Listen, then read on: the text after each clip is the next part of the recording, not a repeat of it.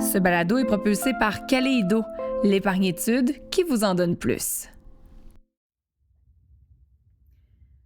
En tant que maman, c'est certain que j'aimerais que mes enfants soient empathiques, qu'ils soient capables de s'ouvrir aux autres, qu'ils soient capables de comprendre ce que ressentent les autres. Par contre, est-ce que c'est réaliste, entre 2 et 5 ans, de leur demander d'être empathiques?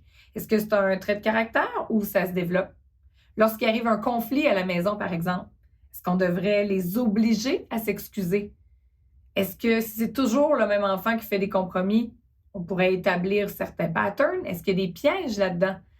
Bref, pour en discuter, j'ai invité Roxane Larocque, psychologue, et Caroline Robinson, neuropsychologue, afin qu'ensemble, nous soyons à la hauteur de nos tout-petits.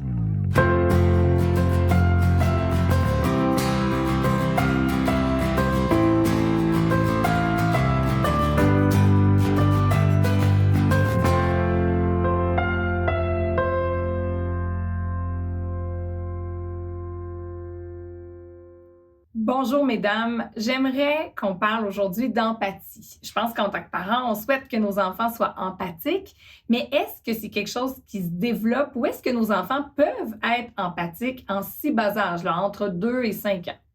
Il faut comprendre d'abord que l'empathie, c'est quelque chose qui va se développer au rythme du développement cérébral, développement émotionnel de notre enfant, quand les conditions sont mises en place. Donc, c'est pas quelque chose qui va s'apprendre. On peut pas apprendre l'empathie à nos enfants. C'est quelque chose qui va émerger. Qui va émerger de où? Principalement des expériences de l'enfant, d'un parent empathique, de situations auxquelles il a été exposé. Donc, l'empathie, on veut beaucoup l'apprendre à l'enfant. Souvent, on va y aller par suggérer des excuses, forcer des excuses, montrer qu'est-ce qui est bien, qu'est-ce qui est mal. En particulier chez nos tout-petits, il faut comprendre que dans l'empathie, c'est quelque chose qui va se construire avec le temps et aussi que c'est quelque chose qui va être difficilement ressenti à l'intérieur d'eux quand ils sont dans des grandes émotions. Ah, OK. Donc, l'enfant, par exemple, qui est en crise pour une raison X, c'est pas à ce moment-là, justement, qui est peut-être le bon temps de lui dire, là, je sais pas, par exemple, dans une chicane frère-sœur, par exemple, il aurait pu avoir, je sais pas, un coup ou quelque chose de donné, puis là, de dire, regarde, tu fais de la peine à ta sœur, regarde, elle a mal, ou va t'excuser, ou faites-vous un colleux. Donc, c'est probablement pas la bonne stratégie. En fait, je pense que Caroline l'exprimait très bien, c'est que c'est quelque chose qui est là, mais pour que ce soit exprimé, il faut que l'enfant soit disponible. Donc, si lui, tu sais, des fois, je trouve que le discours escalade parce que là, tu as fait mal à ta sœur. Ouais, mais elle m'avait lancé ça. Oui, mais c'est pas une affaire de oui, mais non, non, non. Puis là, tu sais, on se ramasse comme dans. Et je pense que la meilleure façon, c'est encore une fois par nous-mêmes d'être empathique à la situation, tu sais, de nous-mêmes prendre un pas de recul, dire là, hey, là, ça me choque un peu le comportement, je pense que tu as compris que c'était pas correct, on se calme, on s'en reparle, tu sais. Et là, on est en train de pas cautionner le comportement, mais de prendre en considération l'émotion, de faire comme, regarde, là, ça, je pense que c'est trop. Tu sais, des fois, on voit beaucoup de pression sur le partage aussi. Là, ils ont 2 ans, 1 an, puis là, il faut que tu donnes ton jouet. Mais l'enfant, ça ne tente pas. C'est pas parce que ça ne tente pas là qu'à 7 ans, il ne prêtera aucun de ses jouets. C'est qu'au niveau du développement, ils ne sont pas rendus là. Tu sais. Je OK, pense que c'est en leur demandant. ça. Parce que souvent, en tant que parent, on panique des fois un petit peu. On se dit, mon Dieu, le partage, c'est tellement important. Mais donc, c'est normal peut-être quoi qu'il développe sa propre bulle, Roxane, avant de commencer à penser à prêter. Donc, c'est une phase normale du développement, là. Tout à fait. Et pour que l'enfant ait envie de partager, pour qu'il soit suffisamment nourri aussi. Et il y a des âges où ils ont toutes sortes d'angoisses, sont dans plein de choses. Et pour pouvoir donner à l'autre, il faut que j'aie compris le concept que donner à l'autre m'enlève rien à moi. Et en même temps, j'ai pas à tout donner à l'autre non plus. J'ai des limites. Moi aussi, j'ai le droit de dire non. Donc, des fois, de dire, il a le jeu. Quand tu auras terminé, tu pourras lui prêter. Mais moi, je le voulais tout de suite. Ouais, mais il n'a pas terminé de jouer. Tu sais, de gérer ça plutôt que d'imposer à l'autre, oui, oui, tu dois donner ton jouet ou d'y aller vers des méthodes un peu plus directives, là, où justement, parce que souvent, l'empathie, on la voit pour l'autre personne, mais il faut être empathique à l'enfant aussi qui est en train de vivre cette situation-là. Puis c'est vrai que c'est pas le fun de partager quand on n'a pas fini quelque chose ou que, après, bon, c'est important pour la vie en société, mais je pense que vous comprenez Oui. Mais non, mais je trouve ça... Oui, vas-y, Caroline, c'est vraiment intéressant de voir parce que souvent, on est empathique à celui qui veut l'objet, mais non pas à celui qui l'utilise.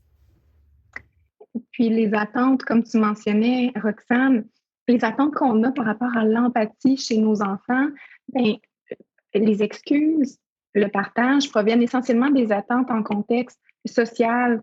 Il est attendu que les enfants partagent, que les enfants s'excusent, mais en fait, c'est pas de cette façon-là que ça fonctionne à cet âge-là. Puis même nos enfants sont bien loin de fonctionner comme des adultes. Mais j'aime toujours faire des analogies en lien avec les adultes. Moi, en tant qu'adulte, j'ai pas toujours envie de partager mes nouvelles choses. Ce jeu-là en particulier, ça. Alors, pourquoi l'imposer à mon enfant? Donc, il y a des conditions qui se mettent en place avec nos enfants, comme chacun son tour, nos interventions par rapport, est-ce que nous, on partage avec notre enfant? Est-ce que par moment, on met une limite dans le jeu pour que, OK, là, c'est vraiment le tour à l'autre enfant? Ça, c'est tout à fait correct de mettre des choses en place, mais de forcer le partage, de forcer les excuses, ça vient aller jouer, en fait, à l'encontre de l'empathie qu'on veut créer chez nos enfants. Mais justement, là, par exemple, une situation où un enfant a un nouveau jouet, il joue avec, il a du plaisir. Son frère, sa sœur voit bien le plaisir généré avec l'objet, donc veut l'avoir. Là, on a deux choix. Hein? Soit, comme tu dis, on peut peut-être mettre des balises en disant, ben écoute, ta sœur ou ton frère va l'utiliser encore un certain nombre de temps et ensuite on verra ou lorsqu'il aura terminé, il pourra te le prêter. Mais là, quand la crise vient au deuxième enfant qui, lui, voulait l'objet, comment on peut baliser? Parce qu'apprendre à attendre son tour, ça non plus, c'est pas inné, hein? C'est un travail de tous les instants. Donc là, en voulant parfois pas brimer un, on a l'impression de brimer l'autre. Comment on peut fonctionner avec la crise qu'on vient de générer, là? Ben, je pense qu'il ne faut pas avoir peur de ces crises-là. C'est-à-dire que c'est normal pour la personne qui le reçoit, mais en même temps, il est en train d'apprendre.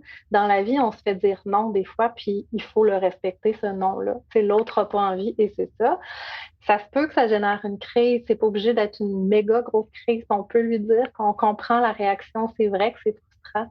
Mais pour moi, l'empathie, c'est que tout le monde soit bien aussi. Mais ça veut pas dire qu'on est toujours en constante harmonie, que tout va bien, qu'il n'y a pas de crise. Mais si les enfants en gèrent jamais des crises, ben, ils n'auront pas appris à vivre avec ces émotions-là. Et des fois, ce qu'on voit aussi quand on pousse trop l'empathie forcée, là, ben, c'est que là, l'enfant va commencer à mentir, à faire des choses en cachette, poursuivre ses propres buts, puis on vient comme renforcer ce qu'on redoute finalement. OK. Donc, finalement, d'acheter la paix, si vous me permettez l'expression, pour éviter les crises à tout prix, c'est à peu près la plus grosse erreur qu'on peut faire comme parent. Sans dire que c'est la plus grosse erreur, je pense qu'un des concepts hyper importants pour équiper nos enfants vers la vie future, c'est qu'ils développent ce qu'on appelle la résilience émotionnelle. C'est d'être en mesure de vivre de A à Z la déception, de A à Z la colère, le rejet, même la jalousie. Toutes ces émotions-là qu'on veut éviter qu'on veut éviter à nos enfants, on veut pas leur faire vivre, on veut pas toujours provoquer ça, mais quand elles viennent naturellement, on veut qu'ils les vivent puis qu'ils apprennent qu'ils sont en mesure de faire face à l'adversité avec le parent. Donc là, nous, on peut les accompagner au travers de ces grandes émotions-là. Puis ça, je pense que c'est le plus beau cadeau qu'on peut faire pour nos enfants, pour leur santé émotionnelle puis leur vie générale future. Donc, justement, au lieu d'être peut-être dans l'évitement des situations qui peuvent être difficiles, douloureuses, on devrait plutôt être donc dans l'accompagnement avec eux, essayer de leur donner peut-être des trucs, des conseils. Est-ce que parfois, on peut leur dire ou les inviter à gérer leur crise, leur colère, leur peine, peu importe, et faire un retour par la suite? Est-ce que le retour avec un petit enfant, c'est souhaitable? Est-ce qu'il y a comme un délai de temps? Parce que parfois, ils sont petits, on a l'impression qu'ils ont oublié ce qui a pu arriver plus tôt dans la journée, par exemple. Bien, assez rapidement, on peut même sans faire de retour, on peut les impliquer dans la solution. Là. À partir du moment OK. où ils parlent, des fois, on peut faire là, un time-out puis dire, bon, lui, il veut ça, toi, tu veux ça. Là, il y a de la chicane, ça ne fonctionne pas. Qu'est-ce qu'on fait? Qu'est-ce que vous proposez? Des fois, les enfants proposent des affaires que j'aurais même pas pensé ou qui, pour nous, comme adultes, fait zéro sens. Ou l'autre enfant fait comme, oh, ben, je ne le veux pas tant que ça, finalement, prends-le. Et là, ben, on les apprend à développer des solutions. Mmh. Comme parents, d'avoir un certain, on est là pour encadrer, évidemment, pour structurer, mais de prendre un certain pas de recul pour les autonomiser là-dedans, ça peut se faire assez tôt. Euh, Puis ben, les retours selon l'âge, parce qu'effectivement, c'est pas pareil pour un 2 ans, faire un retour comme Mm. à la fin de l'après-midi, il va être dans d'autres choses, sont beaucoup, beaucoup dans l'instant Mhm. présent. On peut prendre quand même une petite pause là, de quelques minutes, le temps que l'émotion passe.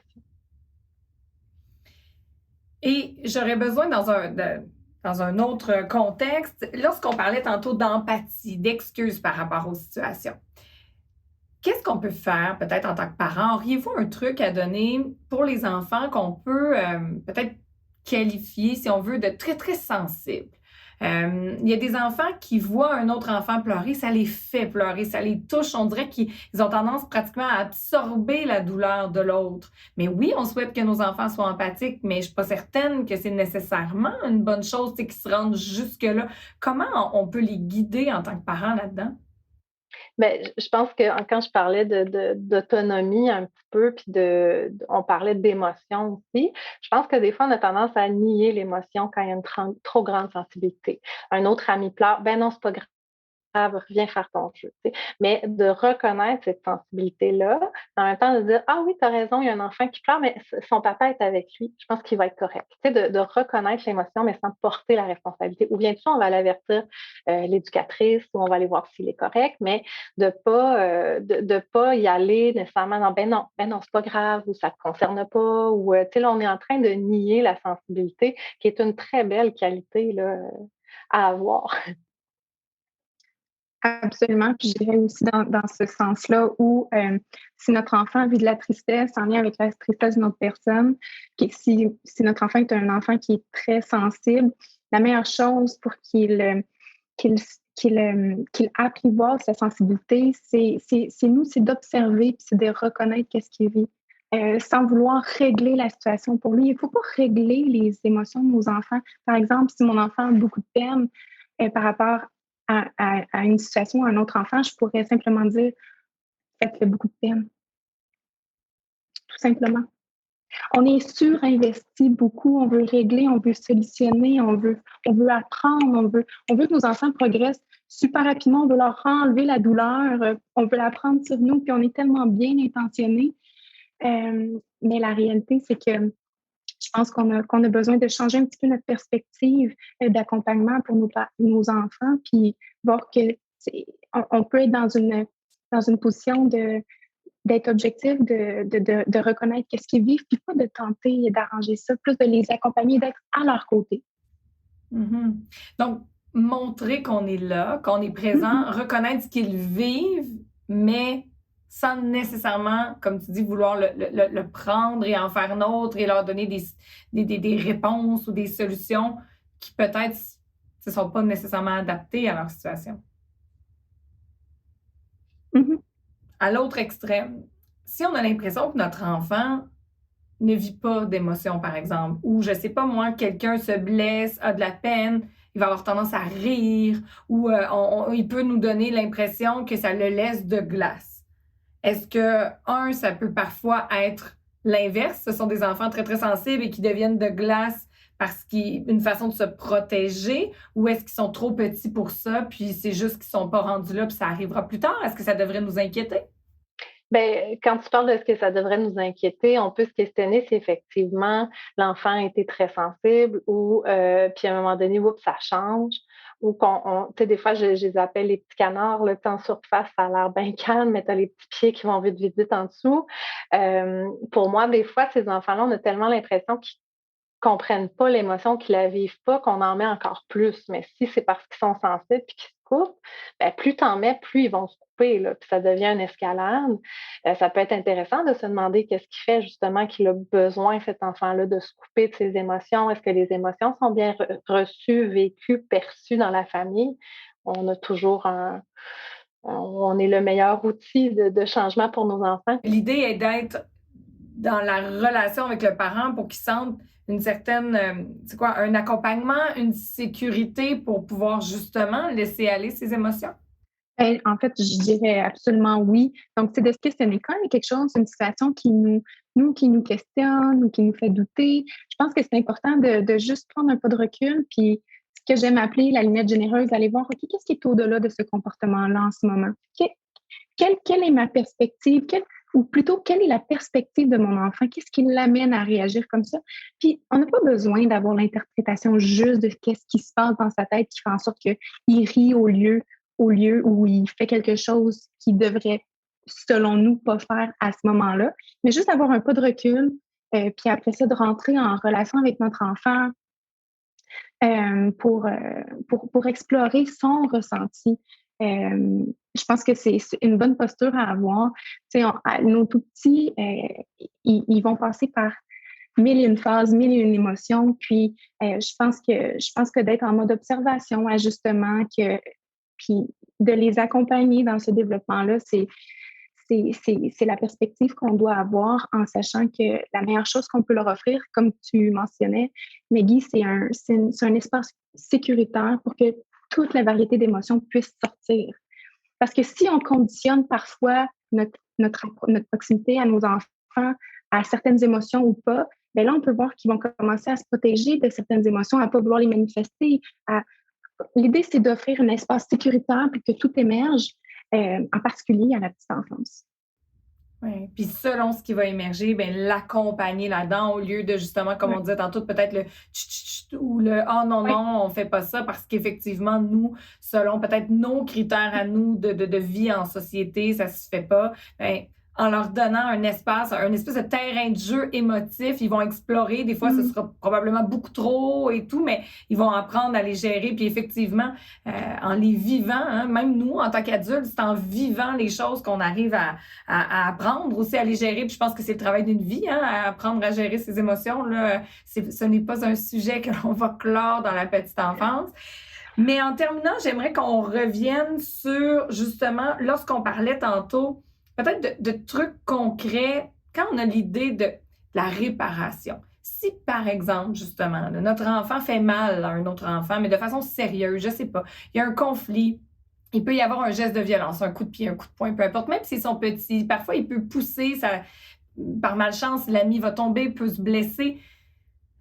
Comment on peut quand même leur montrer qu'il peut y avoir une espèce de gradation là, dans les conséquences? Je veux dire, lorsqu'il y a un geste de violence ou lorsque c'est physique, est-ce qu'il je pense quand même qu'il faut l'adresser. Est-ce que là, il peut y avoir une forme de réparation? Tantôt, on disait forcer les excuses, c'est pas nécessairement la bonne façon. Comment on devrait s'y prendre lorsqu'on juge que la situation est peut-être un peu plus grave? Ben, je pense que une des choses qu'on a tendance à faire, c'est de s'installer dans des grands discours ou de moraliser ou de non, mais non, non, non, non, non. Alors que les émotions, sont pas situés à ce niveau-là, ou en tout cas, c'est pas le discours rationnel là, et pas le principal à avoir. Et ce qu'on veut, c'est pas que l'enfant comprenne, ben, je vais m'en sortir en disant je m'excuse de toute façon, tu sais. Et je pense que pour en arriver là, il faut, puis on parlait tout à l'heure de celui qui a subi, mais de celui qui a initié le geste aussi. Il faut aussi reconnaître c'est qu'il y a eu quelque chose de plus grand que lui, une colère qu'il n'a pas su gérer, des mots qu'il n'a pas su mettre parce que c'était trop. Alors, de reconnaître ça, tu étais vraiment fâché tantôt, hein, ou je pense que tu n'as vraiment pas aimé ça. Mais en même temps, de faire, et là, on va ajouter la portion, le comportement, lui, il est inacceptable, mais l'émotion, parce que souvent, ce qu'on fait, c'est que c'est pas correct, mais l'enfant n'est pas reçu, euh, on n'a pas d'empathie envers lui, alors ben, il reste dans sa frustration, il s'excuse, comme des fois là, à l'école, certains devaient faire une lettre d'excuse, là, mais qui était probablement pas très intentionnée là, en arrière de ça. Alors, ce qu'on veut, c'est pas juste apprendre à s'excuser ou à réparer les choses, mais c'est d'être reçu là-dedans et de comprendre qu'est-ce qui est arrivé. Parce que l'enfant peut aussi intérioriser Hey, moi, je suis vraiment pas une bonne personne, là, je mords tout le temps, ou tu sais, là, c'est son estime aussi à travers tout ça. Notre enfant souhaite avoir un jouet, l'autre ne veut pas le prêter. Là, on sent peut-être la colère monter, puis avoir tendance à taper, à mordre, peu importe. Est-ce qu'on peut l'inviter à essayer de s'exprimer avec des mots? Est-ce qu'on peut lui dire, lorsque tu sens que ça monte, on essaie de se retirer? Est-ce que ça pourrait être des solutions concrètes pour lui dire, c'est normal ce que tu vis? Par contre, avant de se rendre au geste de violence, est-ce qu'on essaie de déconstruire ça ou ils sont trop petits? Mais je pense que notre position devrait être d'ajuster un peu nos attentes chez nos tout petits. Et il faut s'attendre à répéter tellement de fois avec nos enfants, nos tout petits. Il faut s'attendre aussi qu'ils sont impulsifs, ils ne peuvent pas freiner les gestes, en particulier quand ils ont des grandes émotions. Donc, quand la frustration est en eux, bien souvent, ils ne sont pas en mesure de la gérer ça. Donc, ça peut sortir quand la frustration devient trop grande et ça sort en geste d'attaque. Chez nous tout petits, c'est de l'attaque motrice. C'est de l'agressivité motrice. Plus il vieillit, plus ça peut devenir de l'agressivité verbale. Mais chez nous tout petits, qu'est-ce qu'on veut faire? C'est ralentir le jeu avec eux. On peut modéliser des façons de faire. On peut dire, oh, là, il se passe quelque chose, on va ralentir les choses ensemble. Il s'est passé quelque chose, ça ne fonctionne pas comme vous voulez. Qu'est-ce qu'on peut faire? Comme Roxane a mentionné tantôt, on peut faire une petite collaboration, résolution de problèmes avec eux. Et puis, moi, une chose que j'aime dire à mes enfants, à mon plus vieux surtout qui a 5 ans, c'est s'excuser, en fait, c'est pas de dire s'excuser. S'excuser, c'est de réparer la relation. Puis, qu'est-ce que j'aime dire à mon enfant? C'est, tu peux t'excuser si les excuses sont en toi. C'est ça qu'on veut montrer. Puis nous, on peut modéliser aussi par nos comportements comment on fait pour s'excuser quand on fait une erreur. C'est de normaliser les erreurs, c'est de comprendre qu'il va falloir répéter ça longtemps, longtemps, longtemps encore. Par exemple, dans ton exemple de la fratrie, quand on prend un jouet, il y a de l'agressivité. Donc, dans les premières années, quand on change nos attentes, notre perspective, mais ça nous aide aussi à passer au travers de se dire, hey, c'est normal que je doive répéter tout le temps. Et c'est normal donc que notre enfant puisse passer, par exemple, du zéro. Là. On joue, ça va bien, finalement, hop, je sais pas, le jouet est pas utilisé de la façon attendue, d'un 0-10 ou d'un rire à pratiquement une tape, par exemple, en l'espace parfois de quelques secondes. Là. C'est pas nécessairement une escalade qu'on voit monter comme chez les plus vieux. Ben non, puis c'est pas nécessairement significatif comme à l'âge adulte, s'il y a une bagarre. On s'entend que ça n'a pas la même portée qu'une bagarre à 2, 3, 4 ans pour eux. C'est vraiment, tu sais, ils sont égocentriques dans le bon sens du terme. Les enfants, c'est ce qu'on veut à ces âges-là, sont centrés sur leurs émotions, sur ce qu'ils vivent. Et si on les accompagne là, c'est là où ils peuvent s'ouvrir à l'autre. Et je trouve qu'il y a de la transmission intergénérationnelle aussi, dans le sens où si moi, avec mon enfant, ben, à chaque fois qu'il fait quelque chose de pas correct, je dis non, non, là, tu l'as pas encore eu, pourtant les solutions, je te les avais données, là, tu vas dans ta chambre. Ben, probablement qu'avec sa petite sœur ou son petit frère, c'est les mêmes stratégies qu'il va utiliser, tu sais, d'être plus violente. Alors que si je lui dis l'accompagnement comme on nommait Caroline et moi, puis on dit en même temps, c'est correct, tu es en train d'apprendre. Tu sais. Ben après ça, on peut lui dire aussi, ben, ta petite sœur, elle, ou ton petit frère, elle est aussi en train d'apprendre. Puis pour elle, c'est difficile. Et là, on est en train de voir que chacun a leur réalité, mais l'empathie commence d'abord, je crois, par l'exemple, tu sais, par le parent avec l'enfant. Et j'aimais, Caroline, quand tu parlais de la répétition, parce que souvent, c'est comme ça, on tolère 1, 2, 3 fois, mais là, hey, ça fait 1 semaine que je dis, puis il ne comprend pas, puis là, c'est nos propres peurs à nous. Mais c'est normal, ça peut durer des semaines, ça peut durer des mois, ça ne veut pas dire que ça va être un enfant violent ou agressif si on le reçoit là-dedans. OK, donc encore là, il faut peut-être calmer nos attentes. Ce ne sont pas de mini-adultes. Donc, c'est normal que même pour des comportements qui peuvent peut-être nous faire peur parce que justement, pour nous, ils nous semblent grands, ils nous semblent amplifiés, eh bien, c'est normal de répéter et il faut peut-être prendre un petit pas de recul puis laisser du temps au temps, finalement.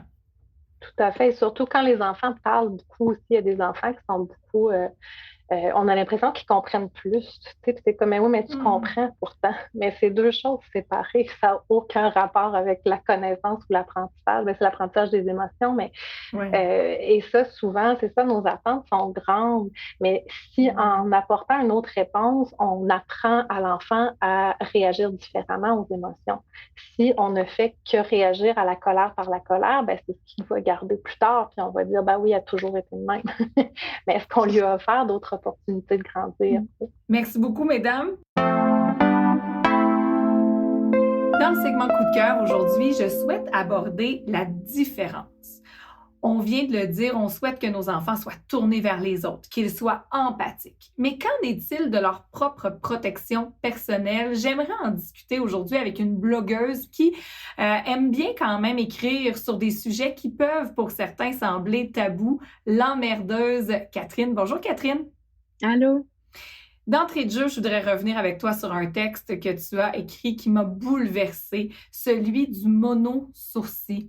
Est-ce que tu peux nous résumer peut-être rapidement ce texte-là et les jugements auxquels ton fils a été confronté pour quelque chose, ma foi, que ça n'a pas de bon sens?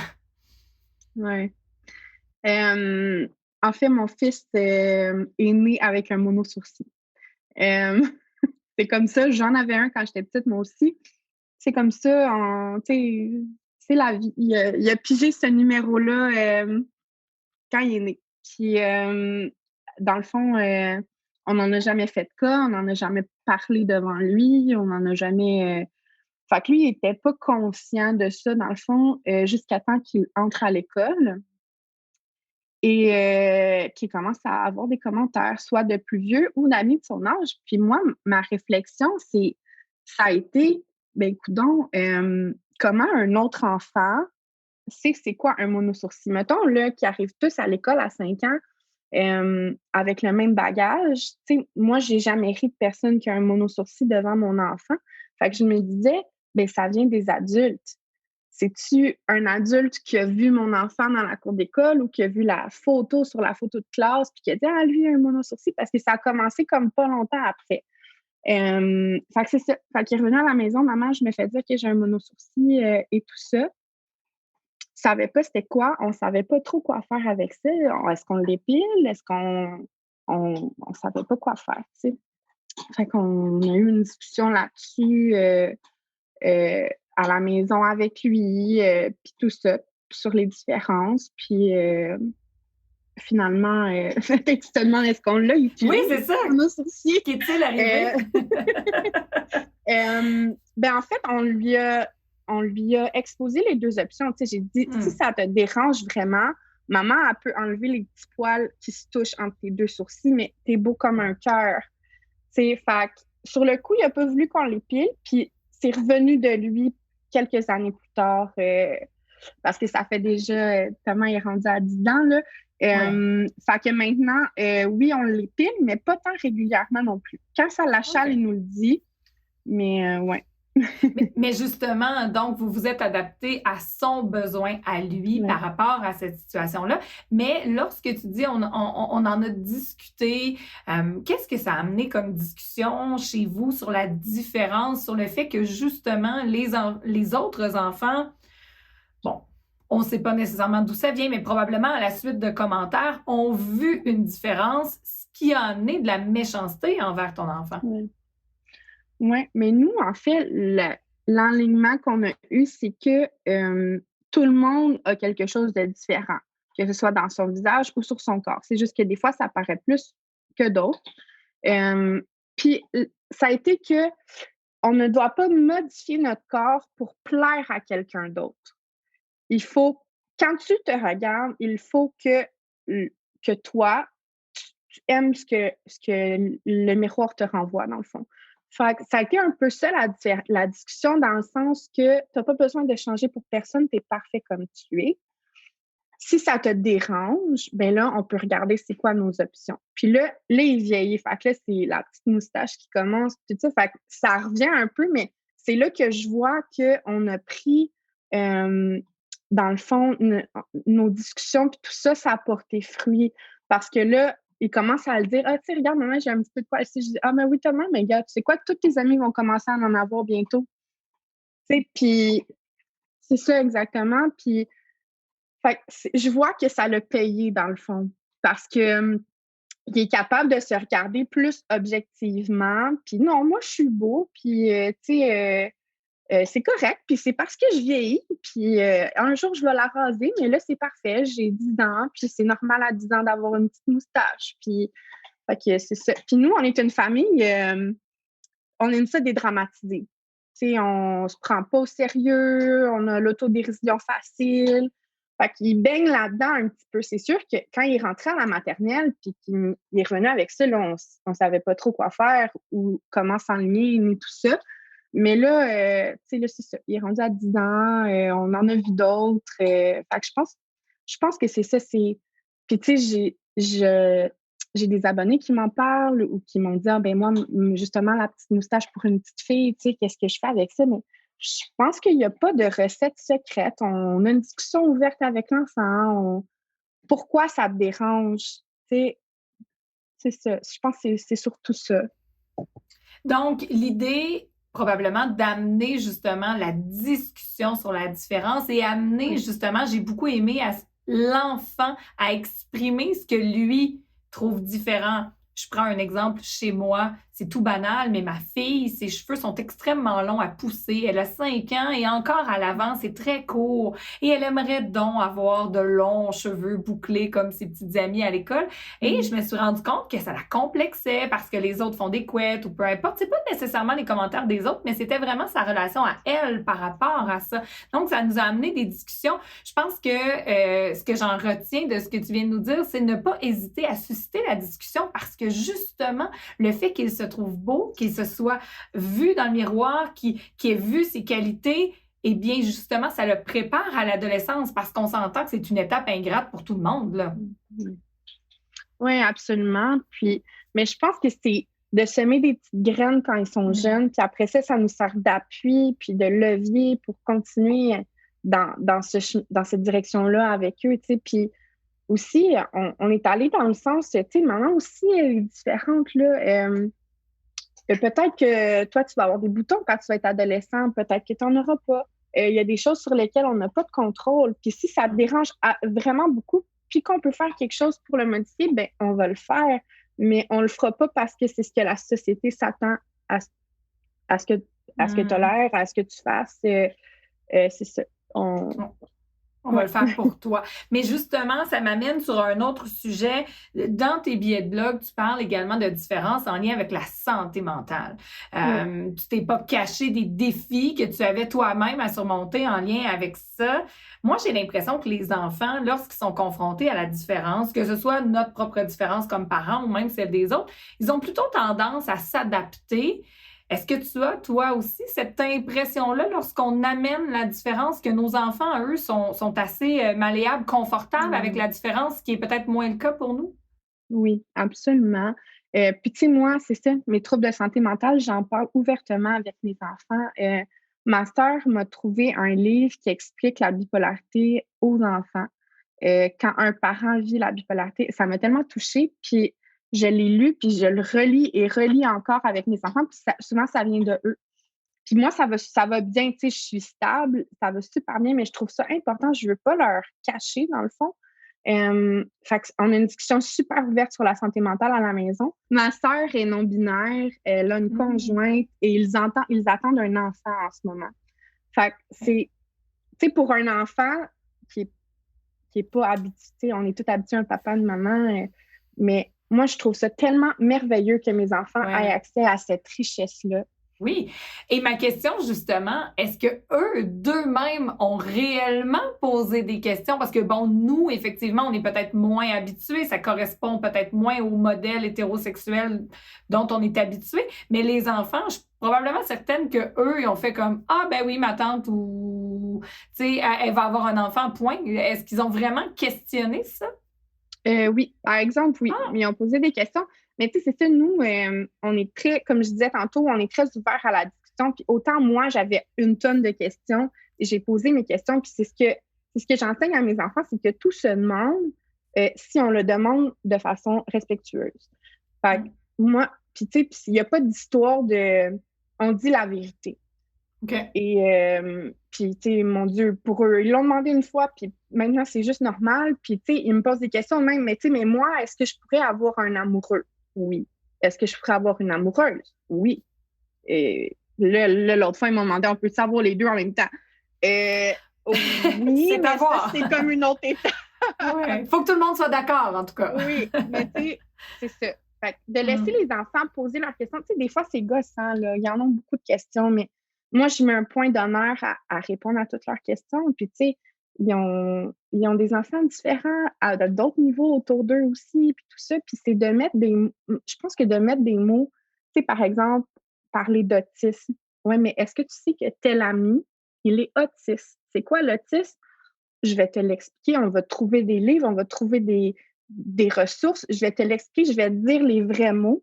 Tu vas pouvoir comprendre. C'est comme ça qu'on accepte la différence. C'est en s'instruisant, puis là, en comprenant, en acceptant, en gardant l'esprit ouvert. En tout cas, moi, c'était clair quand j'allais avoir des enfants que c'était dans un état d'esprit ouvert que je voulais les élever. Ça, c'est une des choses de laquelle je suis plus fière en tant que maman. Tu sais, je pense qu'il faut se le dire, là. C'est une des choses que je pense qu'en tant que famille, on réussit bien. Donc, ce que je retiens vraiment, si pour donner les outils à notre enfant afin qu'il arrive justement à s'adapter, à mieux comprendre peut-être la différence également, rien de mieux que d'ouvrir la discussion sans tabou et de les instruire et parfois accepter comme parent qu'on n'a peut-être pas la réponse et de lui dire, écoute mon chaton, j'ai pas la réponse. On va aller, par exemple, vérifier, soit chercher un livre, soit demander de l'aide, peu importe, afin de trouver là ou les réponses aux questions. Puis à la limite, on s'en sortira grandi comme famille et on aura appris quelque chose aussi. Oui, exactement. Tu résumes ma pensée. Merci beaucoup, Catherine. Merci d'avoir écouté cet épisode. D'ailleurs, si vous appréciez ce balado, n'hésitez pas à donner votre avis sur Apple Podcasts, YouTube, Spotify ou même sur le lien des épisodes et de les partager avec votre entourage. Le but est d'accompagner le plus de familles possible. Un merci spécial à Caroline Robinson, docteure en neuropsychologie, Roxane Larocque, psychologue, également à Catherine du blog L'Emmerdeuse. Vous pouvez d'ailleurs aller voir les livres dont elle a fait référence dans l'entrevue via les réseaux sociaux du balado. Merci d'être là afin qu'ensemble, nous soyons à la hauteur de nos tout-petits.